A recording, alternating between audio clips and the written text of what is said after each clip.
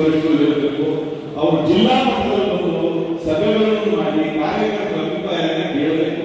ಬರೀ ಅವ್ರ ಭಾಷಣ ಮಾಡಿ ಹೋಗಬಾರ್ದು, ಕಾರ್ಯಕರ್ತರ ಅಭಿಪ್ರಾಯನ ಅವ್ರು ಕೊಡಬೇಕು. ಆವಾಗ ನಾವು ಪಕ್ಷ ಗೆಲ್ಲಲಿಕ್ಕೆ ಸಾಧ್ಯ ಇದೆ.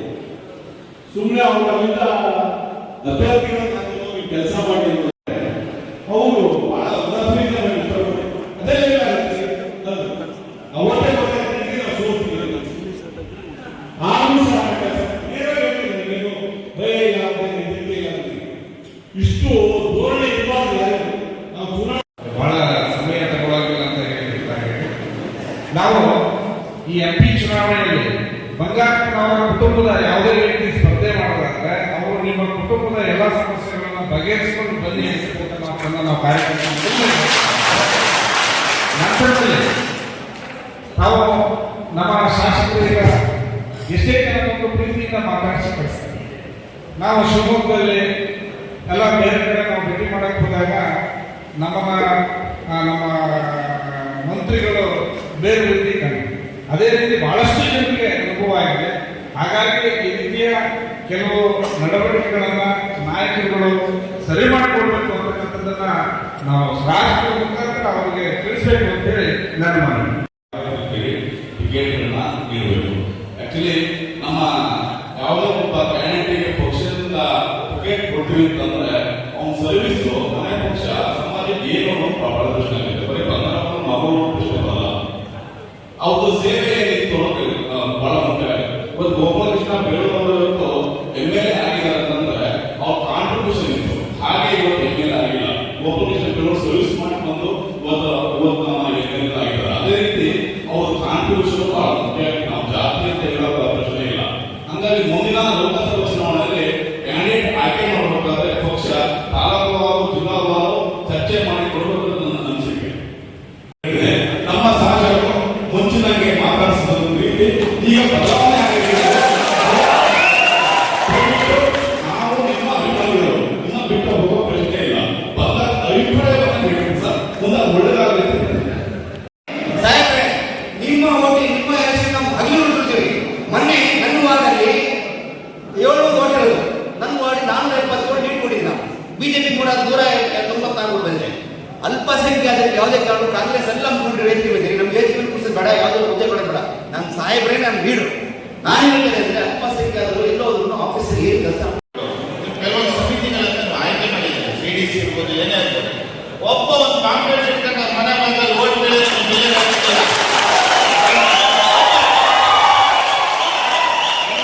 ನಿಮ್ಮ ಎದುರುಗಡೆ ಬಂದು ಕುತ್ಕೊಂಡು ನಾವಿರುವಾಗ ಕತೆ ಹೊಡಿತಾರೆ. ಸರ್ ಹಂಗಾಯ್ತು ಹಿಂಗಾಯ್ತು, ಈ ಬ್ರಾಹ್ಮಣರಿಗೆ ಲೋಕಸಭೆ ಕೊಡಲ್ಲ, ಲಿಂಗಾಯತರು ಕೊಡಲ್ಲ, ಎಲ್ಲರೂ ಕೊಡ್ತಾರೆ. ನಿಮಗೆ ಕೊಡ್ತಾರೆ, ನಮಗೆ ಕೊಡಲ್ಲ. ನಾವು ಹೆಂಗೆ ಅವ್ರ ಜೊತೆಗೆ ಇರ್ತೀವಿ ಅನ್ನೋದು ಅದಲ್ಲ. ಒಬ್ಬ ಮೆಂಬರ್ ನೀವು ಮಾಡಿದ್ರಲ್ಲ, ಯಾರು ಒಬ್ಬರು ಒಂದು ಕಾಂಪ್ಲೇಂಟ್ ಇರ್ತಾರೆ ಮನೆ ಮೇಲೆ ಬಂದಿದೆ ಅಂತ ಕೇಳಿ ಮದುಮಗರ ಹತ್ರ ಹೇಳ್ತಾರೆ ನಿಮ್ಗೊಂದು ನಿಮ್ಮ ಮನೆ ಅಂತ ಪಕ್ಕದ ಮನೆ ಕೇಳ್ತಾರೆ ಅನ್ನೋ ಲೆಕ್ಕದಲ್ಲಿ ಹೇಳ್ತಾರೆ. ಹಿಂದ್ಗಡೆ ಕೇಳಿದ್ರು ನೀವು ಉದಾಹರಣೆ ಕೇಳ್ತಾನೆ ಹಿಂದ್ಗಡೆ ಮನೆ ಕೇಳಿಲ್ಲ ಅಂತ ಹೇಳ್ತಾನೆ ಬಂದಿಲ್ಲ, ನೀವ್ಯಾಕೆ ಬಂದ್ರಿ ಮನೆ ಅಂತ ಕೇಳ್ತಾರೆ. ಚುನಾವಣೆ ಮಾಡೋದು ಆ ರೀತಿ ಅಲ್ಲ. ಇವ್ರು ಏನಾದ್ರು ಕುಟುಂಬದಲ್ಲಿ ನಾನು ತಂದ್ಬಿಟ್ಟೆ ನಾನು ಗೆದ್ಬಿಟ್ಟೆ ಇವೆಲ್ಲ ನಮ್ಮನ್ನ ಕಾರ್ಯಕರ್ತರು ತುಳಿದಿದ್ದಾರೆ. ಜೊತೆಗೆ ಅಧಿಕಾರಿಗಳು ನಮ್ಮ MLC ಚುನಾವಣೆ ನಮಗೆ ಮೋಸ ಆಯಿತು. ಕಾರಣ ಏನಂದ್ರೆ ಒಂದಿಷ್ಟು ಕೆಲವು ಕಾರ್ಯಕರ್ತರು ನಿಮಗೆ ಗೊತ್ತಿದೆಯೋ ಇಲ್ಲ ಗೊತ್ತಿಲ್ಲ, ನಿಮ್ಗೆ ಗಮನಕ್ಕೆ ಕಾರಣ ಅಂದ್ರೆ ಚಾಡಿ ಹಿಡಿದಂಗೆ ನಮ್ಮ ಪಬ್ಲಿಕಲ್ಲಿ ಹೇಳ್ತೀವಿ. ನಿಮ್ಮ ಹೆಸರು ಬಳಸ್ಕೊಂಡು ಅಧಿಕಾರಿಗಳಿಗೆ ಕಿರುಕುಳ ಕೊಡ್ತಾ ಇದ್ದಾರೆ, ಬೇಸರವಾಗಿದ್ದಾರೆ. ಅದನ್ನು ನಮ್ಮ ಹತ್ರ ಹೇಳ್ತಾರೆ MLA ಹೆಸರು ಬಳಸ್ತಾ ಇದ್ದಾರೆ ಅಂತ. ದಯವಿಟ್ಟು ಇದು ಕಡಿವಾಣ ಹಾಕ್ಬೇಕಣ. ನೀವೇ ನೇರವಾಗಿ ನಿಂತು ಏನಾಗ್ತಾ ಇದೆ ಏನು ಅಂತ ನೋಡ್ರಿ. ಮುಂದಿನ ಎಲ್ಲ ಚುನಾವಣೆಯಲ್ಲೂ ನಾವು ಬಹುಮತ ಗೆಲ್ಲಿಸ್ಬೋದು. ಇಲ್ಲ ಅಂದ್ರೆ 26-76 ಆಗುತ್ತೆ. ದಯವಿಟ್ಟು ಅದಕ್ಕೆ ಹೋಗೋಣ. 76 ತಗೊಳ್ಳೋ ಅಂತ ಕೆಲಸವನ್ನು ನಾವೆಲ್ಲ ಸೇರಿ ಮಾಡೋಣ.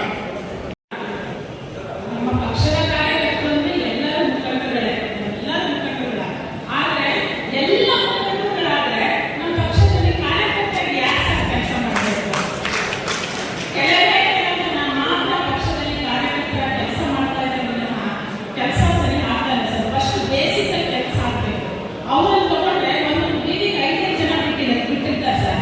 ನಮ್ಮಲ್ಲಿ 3 ವಾರ್ಡಿಗೆ 5 ಜನ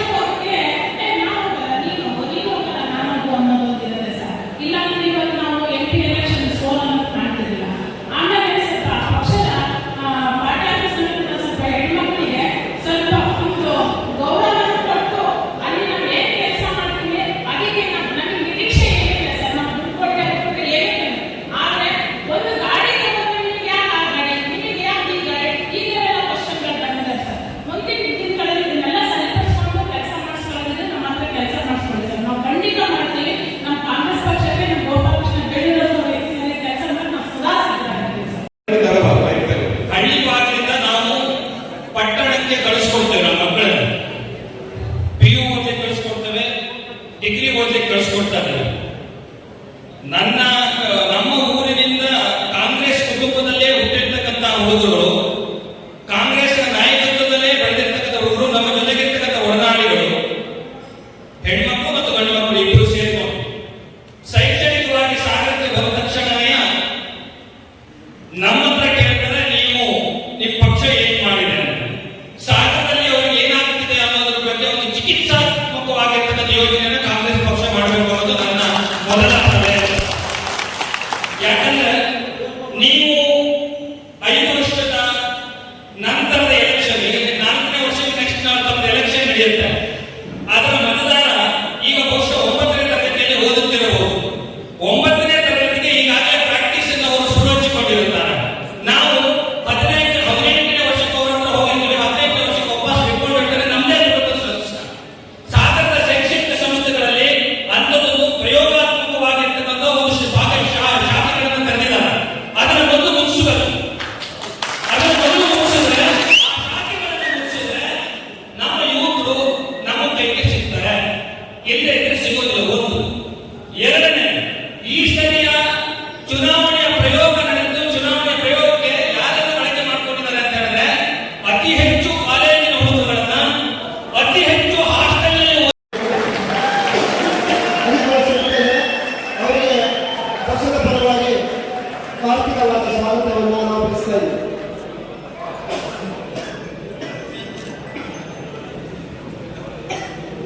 ಕಾಣಲಿಲ್ಲ, ಯಾವ ಹುಮ್ಮಸ್ಸು ಅವರಿಗೆ ಇರಲಿಲ್ಲ. ಜನ ಏನೋ ಮೋದಿಜಿಯವರು ನೋಡ್ಬೇಕು ಅನ್ನೋದರಲ್ಲಿ ಅವರಿಗೆ ಓಟ್ ಕೊಟ್ಟರೆ ಇವರು ಬಾರಿ 26,000 ಲೀಡ್ ಆಗುತ್ತದೆ, ನಾವು ರಾಜ್ಯದಲ್ಲಿ ಕೊಡಬೇಕು. ಕೆಲವರು ಹೇಳ್ತಾರೆ, ನೀವು ಕೆಲವರು ನಮ್ಮ ಹವಾ ಇದೆ, ನಾವು ಮುಂದೆ ಬರ್ತೀವಿ ಅಂತ. ನಿಮ್ಮ ಹವಾ, ನಿಮ್ಮ ಶಕ್ತಿ ಹಲಪ್ತಾರೆ, ನನಗೆಲ್ಲ ಗೊತ್ತಿದೆ. ಕಾರ್ಯಕರ್ತರು ಯಾವ ಅಂತ ಪ್ರಶ್ನೆ ಇಲ್ಲ. ಜಿಲ್ಲಾ ಪಂಚಾಯತಿ, ತಾಲೂಕು ಪಂಚಾಯತಿ ನಿಮಗೆ ಗೆಲ್ಲಿಸಿಕೊಳ್ಳೋ ತಾಕತ್ತು ಬೇಡವರಿಗೆ ಎಷ್ಟು ಜನ ಫೀಲ್ ಮಾಡಿದಾರಲ್ಲ, ಬನ್ನಿ ತಾಕತ್ತಿದೆ ನೋಡ್ತೇನೆ. ಹಿಂದಿನ ನಗರಸಭೆ ಕಾಂಗ್ರೆಸ್ ನಮ್ಮ ಸರ್ಕಾರ ಇರಲಿಲ್ಲ, ಅವ್ರದ್ದು ಆಡಳಿತ, ಅವ್ರದ್ದು ಮಂತ್ರಿಗಳಿದ್ರು. ಅವಾಗ ಫೈಟ್ ಕೊಟ್ಟಿದ್ದೀವಿ ನಾವು. ತತ್ಸತ್ಪದ ಸೋತಿದ್ದೀವಿ, 1 ಓಟು 2 ಓಟು ನಾವು ಸೋತಿದ್ದೀವಿ. ಆದ್ರೆ ಇವತ್ತು ನಮ್ಮದೇ ಅಧಿಕಾರ ಇದೆ, ನಮ್ಮದೇ ಸರ್ಕಾರ ಇದೆ. ಈ ಸರಿ ನಮ್ಮ ಒಳ್ಳೆ ಅಭ್ಯರ್ಥಿಗಳನ್ನು ಹಾಕ್ತೀವಿ. ಸ್ವಲ್ಪ ವ್ಯತ್ಯಾಸ ಆಯ್ತು ನಮಗೆ. ನೋಡೋಣ, ಈ ಸರಿ ನಗರಸಭೆಗೆ ತಗೊಳ್ತಾರೆ. 26,000 ಲೀಡರ್ ಬಂದಿದ್ದಾರೆ, ನೋಡೋಣ. ಅವ್ಯಾವುದು ನಡೆಯಲು ಸಾಧ್ಯ ಇಲ್ಲ. ನಗರಸಭೆಯಲ್ಲಿ ಈಗಾಗಲೇ ಬೇಕಾದಷ್ಟು ಹಣವನ್ನು ಈಗಾಗಲೇ ಬಿಡುಗಡೆ ಮಾಡಿದ್ದೀರಿ, ಬುದ್ಧಿ ಪೂಜೆಯನ್ನು ಮಾಡಿದ್ದೀರಿ ಮತ್ತು ಶಂಕುಸ್ಥಾಪನೆ ಮಾಡಿದ್ದೀರಿ. ಜನರಲ್ಲಿ ಇವತ್ತು ನಾನು ಬಂದ ಮೇಲೆ ಇವತ್ತು ನನಗೆ ಒಂದು ಸ್ವಲ್ಪ ಏನಾಗಿದೆ, ಜನರು ಬಿಸಿ ಆಗಿದೆ. ಬೆಳಗ್ಗೆ ಜನರು ಮಾತಾಡಬೇಕು, ಕಾರ್ಯಕ್ರಮಕ್ಕೆ ಹೋಗ್ಬೇಕು, ಇನ್ನೊಂದು ಕಡೆ ಹೋಗ್ಬೇಕಾದ್ರೆ ಬೆಳಗ್ಗೆ ಸಂಜೆ ಹೋಗಲ್ಲ. ಒಂದೊಂದ್ಸಲ ಜನರಿಗೆ ಸಿಗ್ಲಿಕ್ಕಾಗಲ್ಲ ಆಗ್ಬೋದು. ಆದ್ರೆ ಯಾರಿಗೂ ನಾವೇ ಇದು ಮಾಡಿ ದೂರ ಇಟ್ಟಿಲ್ಲ, ಬಂದರೆ ಇರುತ್ತೆ. ಎಲ್ಲರಿಗೂ ವಿರೋಧ ಮಾಡೋಕ್ಕಾಗಲ್ಲ, ಎಲ್ಲರಿಗೂ ಆಶ್ರಯ ಯೋಜನೆ ಕೊಡಕ್ಕಾಗಲ್ಲ, ಬಗಲೂ ಆಸ್ಪತ್ರೆಯಲ್ಲಿ ಕೊಡಕ್ಕಾಗಲ್ಲ. 3 ಜನರಿಗೆ ಕೊಡ್ಬೇಕಾಗುತ್ತೆ. ಈ ನಾಮಿನೇಷನ್ಗೆ 5 ಜನರಿಗೆ ಮಾತ್ರ ಕೊಡ್ಬೇಕಾಗುತ್ತೆ. ಅವರು 2 ವರ್ಷ ಕೊಟ್ಟಿದ್ದಾರೆ. ಆ 2 ವರ್ಷ ಮತ್ತೆ ಮಾಡಿಕೊಳ್ಳೋ ಅವಕಾಶಗಳಿದ್ದಾವೆ. ಹಾಗಾಗಿ ಹೊಸ ಕಂಪನಿ ಅಧ್ಯಕ್ಷರನ್ನ ಇವತ್ತು ಚಂದ್ರಣ್ಣ ಮಾಡಿದ್ರು. ಅವ್ರು ಏನಂತಂದ್ರೆ